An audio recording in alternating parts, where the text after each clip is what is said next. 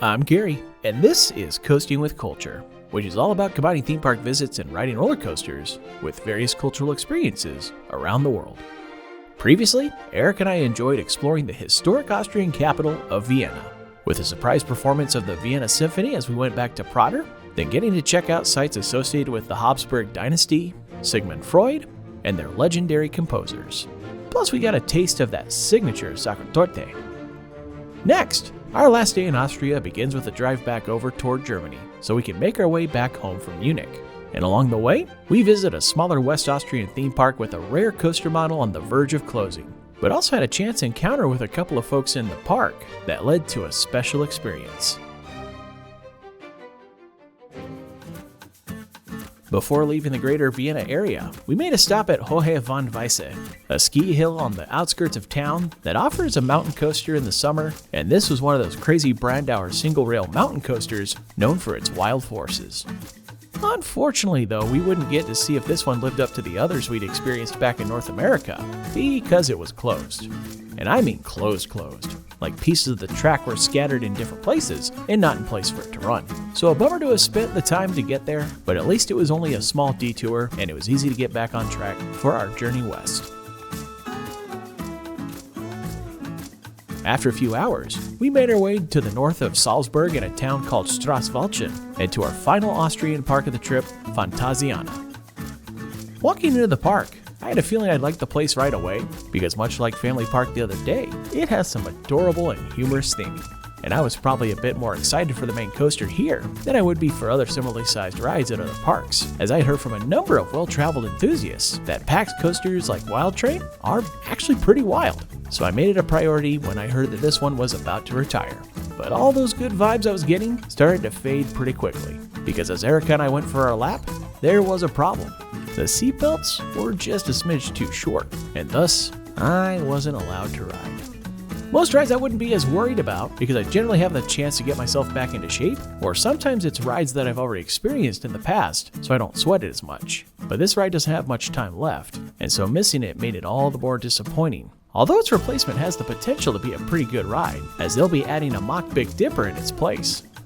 Seeing as how there was more of the park to explore, I decided to try and not dwell on that missed coaster to enjoy their other offerings, which includes one of their newest attractions, Flyosaurus, a Starflyer that earned some bonus points for its on-ride audio, which was provided by Imoscore, a company known for providing some awesome themed music to attractions around the world, and it certainly added to this ride.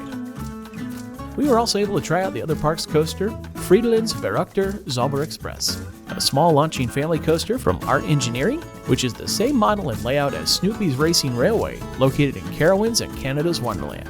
It certainly was a cute little ride that had a fun beginning by going backwards to give it a chance to get some momentum in the first launch.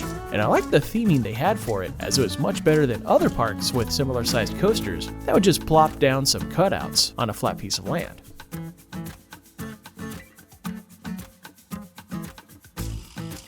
One of their rides turned out to be a real treat, and I think Erica explains it pretty well. That was a lot of fun. It's called the Knights Ride. So it's not just your standard drop tower. What it does as you go up, it goes up the 4 different levels, it goes up, it stops. You have a VRC of a knight riding across the street, go up another level. We have what looked like a satyr, kind of like, tending his fire. Went up another level, that's when we got the dragon. There was a dragon, he was whipping his tail back and forth, and when the dragon was whipping his tail back and forth, underneath your feet, had little things that your feet was fun. But one more level, at the very top, you have a knight. I forgot he was fighting an eagle. The eagle goes, pokes you in the back, and then drop. Great timing, lots of fun, love the theming, very, very impressive. Night Ride was certainly a great surprise, and I'd love to see more parks incorporate such elements into their rides for additional storytelling.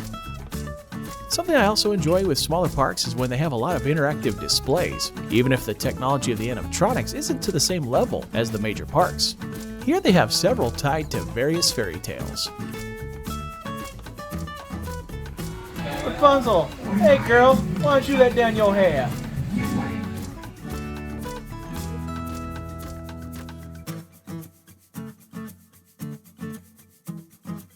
Toward the other end of the park, they have a jungle boat ride featuring a number of animal animatronics along the way.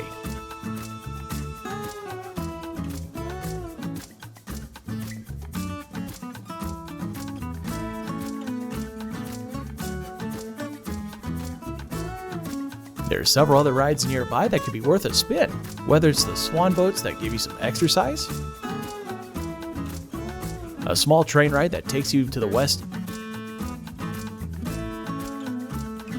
and a fun dark ride by the name of Sinbad's Adventure, which is nowhere near the level of Tokyo Disney Sea's Sinbad attraction, but it's still a fun time. Another attraction I enjoyed here was their African-themed log flume, Mamiwana. It's not the most extensive one out there, but there's a small backward section hidden from the rest of the park, leading to the elevator lift in the tower, which brings you up to the top of the biggest drop, creating a rather large splash for its size. Although you don't quite get as wet as you do on some of the other flumes of this trip, which may be thanks in part to their more balanced approach to loading, based on who's riding. We saw they had a Dracula-themed attraction called Dracula's Castle. It appeared to be a walkthrough of some sort, but unfortunately we wouldn't get to find out, as we were informed by the host that there was some technical issues tied to the air system that operated it. So we went ahead and dropped on Knight's Ride once again, and while I would have been willing to call it a day there, something told me we should head back to Wild Train and give it another chance. So I went to a different spot, and that time the belt got really close, but not quite there. At that point, a pair of park visitors noticed the struggle, and they offered to try and help. As we worked together to try and get that belt to click, it did. So I was able to try out Wild Train, and boy was it as advertised. The size of the ride would lead you to think that it shouldn't have these kinds of forces, but it certainly will try to buck you like a bronco. I was stoked that I was able to ride it, and had the two fellow visitors to thank for helping me get that belt buckled. Although it turned out that they weren't any ordinary visitors. Johannes and Mueller were both employees of the park, as a part of their maintenance crew, and they just so happened to be enjoying some time off for a few rides in the park. And as Erica and I chatted with them, we shared our disappointment about Dracula's Castle being down because of that air system issue. To which they said, give us a few minutes to check something out. And after about 10 or 15 minutes, they gave us a private VIP walkthrough of Dracula's Castle, as one of them served as our guide, and the other did his best to scare the ever-loving shit out of us. Erica, how scared were you? Okay, I don't get scared. You know, I'm the Halloween Horror Nights queen. Everyone knows that I am horror is my jam. And we're sitting there, and he got me to actually almost fall down. I screamed and almost fell into Gary about 2 or 3 times. But the fact that they took the time to work out whatever kink there was and give us a chance to experience it with some added spice was truly awesome. And that is why you make a point to go to these smaller places, because you never know what's going to happen. No, you don't. You never know what's going to happen. Gary, tell him. What really topped off our day at the park, though, was that these two we just met about an hour or so earlier gave us a personal tour of the attraction with the lights on so we could see how the different effects and scenes worked. Certainly a great way to end our visit to the park. And that's why I think Erica and I would both love to extend our gratitude to both Johannes and Mueller for taking the time to show us around the park a little bit, for helping me get my fat ass on that ride, because without that happening, might have been a bit of a different experience. So You think? I mean, I'm like, seriously, this is why even though you go to a ride and it doesn't make it out, you come back later, someone helps you out, and the next thing you know, you get behind the scenes tour, it's got little Dracula. And now that means there's only one thing left to do. That's to head back to Munich. On that drive, we made a dinner stop in the town of Uttendorf, enjoying a meal at Witzhume Brewery, which had a rather nice covered outdoor space in the middle of the building, and was a perfect spot to enjoy an Uttendorf wheat beer, which was as delightful as every other Weiss beer I had throughout the trip. And since this would be our last meal in Austria, I decided to enjoy one last serving of Wiener Schnitzel. While it was delightful on its own, I decided to try it with Versa liquid seasoning, and while I have no idea how to describe the taste, I quite enjoyed it. Certainly not a bad way to end our time in Austria, especially having a chance to visit a park with a coaster that was one of the biggest inspirations for making this trip in the first place. And not only did we find that this coaster was as wild as other enthusiasts had said it was, we got a chance to enjoy several other rides that were pleasant surprises and some VIP treatment from new friends who went the extra mile for a great experience.